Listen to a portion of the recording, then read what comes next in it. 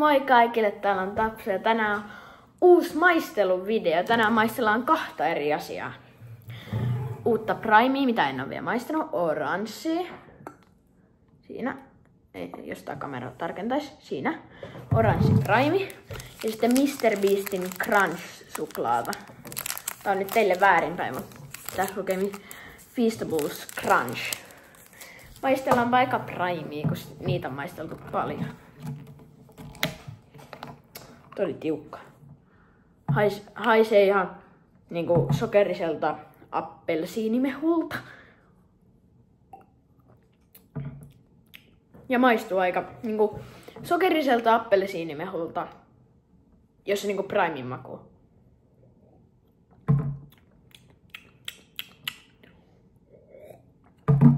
Aika hyvä. Tai aika hyvä. Mä antaisin tälle 8,5/10. Tää oli aika hyvä. Nyt maistellaan tätä Mr. Beast Crunch. Tarkennan. Siinä. Tää on, jos ette tiedä Mr. Beast, niin se on Mr. Beast.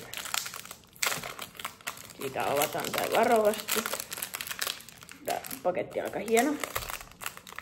Se suklaa on tällaista. Tollasta. Siellä on, tuossa on tollasia riisipaloja tai tollasia, jotka on niinku, en mä tiedä, on sellaisia, en mä edes tiedä. Mut maistetaan tätä, tässä on tää suklaa, share, ja tossa lukee devour ja share.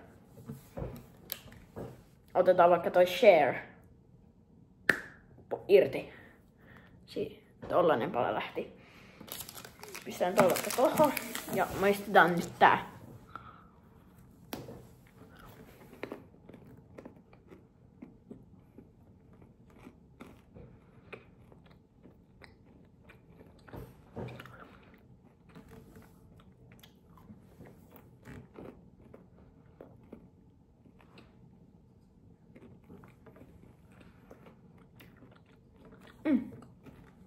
Aika hyvä. Se maistuu ihan niinku tummalta suklaalta, missä on niinku vähän makeampaa kuin tumma suklaa, mutta siinä on vähän sellaisia niinku kuivatettua riisiä. Joka on aika hyvä, se antaa siihen sellaisen rapeuden. Mut siis tää on tosi hyvä. 8/5. Ei vaan 8/10, mitä mä puhun. Joo, ihan niinku sokeriselta appelsiinimehut, missä on primea. Se voi kuulostaa tyhmältä, mutta sen makusta. Ja sitten, joo, ne vanhat primeit, eikö ne ollut kaikki 9? Toi on huono niistä, mun mielestä. Mutta se on silti, kaikki on yhtä hyvin, mutta 8/5 toi on vähän sellainen, kun tässä on appelsiinimakku. Appelsiinimehu, mutta vaan sokerisempaa, niin se ei ole niin hyvä. Se sopii yhtään niin hyvin kuin joku metamun, mutta tää on tosi hyvä. Vaikka tää ei mun lemppari, mutta se on tosi hyvä. No, ei vaan joo. Tää Mr. Beast suklaa, niin mä annan tälle